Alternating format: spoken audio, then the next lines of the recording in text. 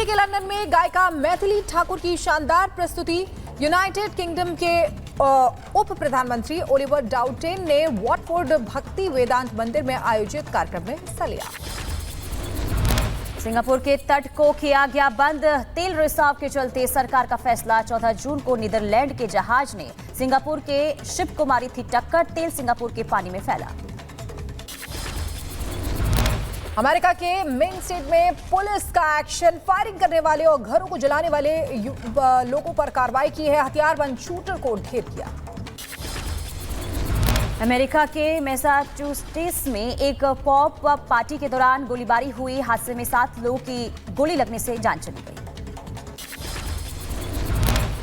Colorado में एक छोटा विमान क्रैश हो गया। हादसे में 2 लोग गंभीर रूप से घायल हुए हैं। डेनवर से लगभग 64 किलोमीटर लाक्सपोर के पास यह हादसा हुआ। अमेरिका के लॉस एंजलिस में जंगल में लगी आग। 16 वर्ग मील तक फैली आग बुझाने के लिए हेलीकॉप्टर से ली जा रही है मदद। तेज हवाओं की वजह से तेजी से फैल रही है। और आर्मी चीफ के साथ बैठक कर दिए सख्त निर्देश। कहा जम्मू में आतंकवाद को पनपने नहीं देंगे। बढ़ाई जाएगी जवानों की तैनाती। लगभग 4.5 घंटे तक चली बैठक में गृहमंत्री अमित शाह ने 29 जून से शुरू होने जा रही अमरनाथ यात्रा के लिए सुरक्षा तैयारियों की भी समीक्षा की। कहा सरकार आतंकवाद को पूरी तरह से खत्म करने के लिए प्रतिबद्ध है।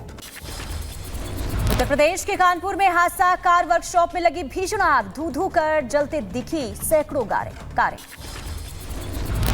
वर्कशॉप में पहले एक खड़ी गाड़ी में आग लगी। देखते ही देखते कई गाड़ियों को अपनी चपेट में ले लिया। आग बुझाने की कोशिश जारी है। बिहार के कैमूर में पुलिस स्टेशन परिसर में लगी आग। जब्त की गई कई बाइक जलकर हुई खाक। यूपी के शाहजहांपुर में अंबा टॉकीज में लगी भीषण आग। शॉर्ट सर्किट से आग लगने की आशंका जताई जा रही है।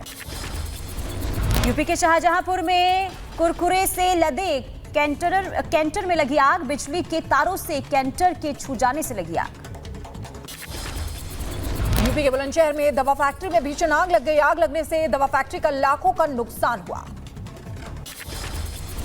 भीषण अग्निकांड के चलते पुलिस प्रशासन ने आसपास की फैक्ट्रियों को कराया खाली। फायर ब्रिगेड की 8 गाड़ियों ने 4 घंटे बाद आग पर पाया काबू। यूपी के बुलंदशहर में ट्रांसफार्मर में लगी भीषण आग। नगर पालिका की वाटर फॉगिंग मशीन से पानी डालकर आग पर काबू पाया गया। यूपी के मथुरा में चलते डंपर में लगी आग। ड्राइवर ने डंपर से कूदकर बचाई जान। डंपर जलकर हुआ खाक। भीषण गर्मी के बीच दिल्ली में जारी है पानी का संकट। एक एक बूंद के लिए जद्दोजहद करते नजर आए लोग। पानी का टैंकर आते ही टूटी लोगों की भीड़। पानी का टैंकर आते ही हो रहा है तुरंत खाली। बिना पानी के लौटते दिखे लोग। कहा सरकार ज्यादा आबादी वाले इलाके में भेज रही है सिर्फ एक टैंकर। पानी के बहुत परेशानी, बहुत की दिक्कत। बोरिंग भी 2 है, वो भी दोनों फेल हो गया। बोरिंग नहीं सही करने आता है। दिल्ली के चाणक्यपुरी इलाके में पानी के लिए मारामारी है। टैंकर आते ही कूद पड़े लोग। सुबह 5 बजे से लाइन में खड़े होते हैं लोग। सरकार ये कह रही है कि हमें हरियाणा से पानी नहीं मिल रहा है। हिमाचल पानी देने को तैयार है, लेकिन ये परेशानी अब देखिए, अभी भी जहां जल संकट कम होना था वहां ये संकट और गहराता जा रहा है। दिल्ली में पानी की किल्लत को लेकर बीजेपी का आज बड़ा प्रदर्शन। मनोज तिवारी, बांसुरी स्वराज, योगेंद्र चौंदालिया और प्रवीण खंडेलवाल, वीरेंद्र सचदेवा और रामवीर सिंह बिधूड़ी के नेतृत्व में होगा प्रदर्शन। दिल्ली जल संकट पर बीजेपी सांसद बांसुरी स्वराज का बयान। कहा दिल्ली में जल संकट प्राकृतिक समस्या नहीं है, यह आम आदमी पार्टी की तरफ से बनाई गई किल्लत है। दिल्ली के पास पर्याप्त पानी है। बीजेपी नेता हरीश खुराना ने जल संकट को लेकर दिल्ली सरकार पर बोला हमला। कहा पूरी दिल्ली के सामने आपकी सरकार एक्सपोज हो गई है। इनकी आदत अपनी गलती ना मानकर दूसरों पर आरोप थोपने की है।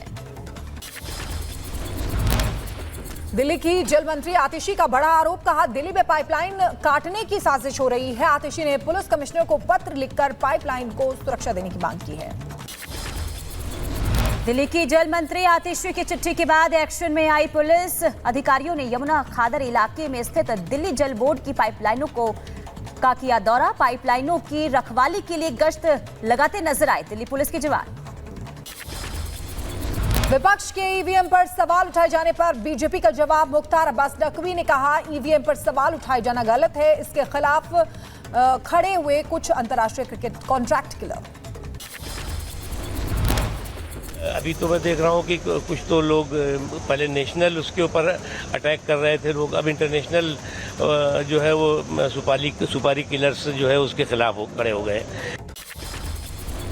ईवीएम से छेड़छाड़ के आरोपों को महाराष्ट्र चुनाव आयोग ने किया खारिज। ईवीएम को अनलॉक करने के लिए कोई ओटीपी नहीं लगता। ईवीएम किसी डिवाइस से कनेक्ट नहीं रहती। बीजेपी नेता अजय आलोक और राहुल गांधी पर ईवीएम को लेकर तंज, कहा ये अपने आप को अगले 5 साल तक जिंदा रखने का मुद्दा खोज रहे हैं। ईवीएम हैकिंग के आरोपों पर शिवसेना नेता संजय निरुपम का पलटवार, कहा ईवीएम हैक होती तो यूपी में बीजेपी को 33 सीटें नहीं मिलती। पोप फ्रांसिस से पीएम मोदी की मुलाकात की तस्वीर शेयर कर केरल कांग्रेस ने कसा तंज। कांग्रेस के ट्वीट पर भड़के बीजेपी नेता जॉर्ज कुरियन, कहा यह ईसाई समुदाय का अपमान है।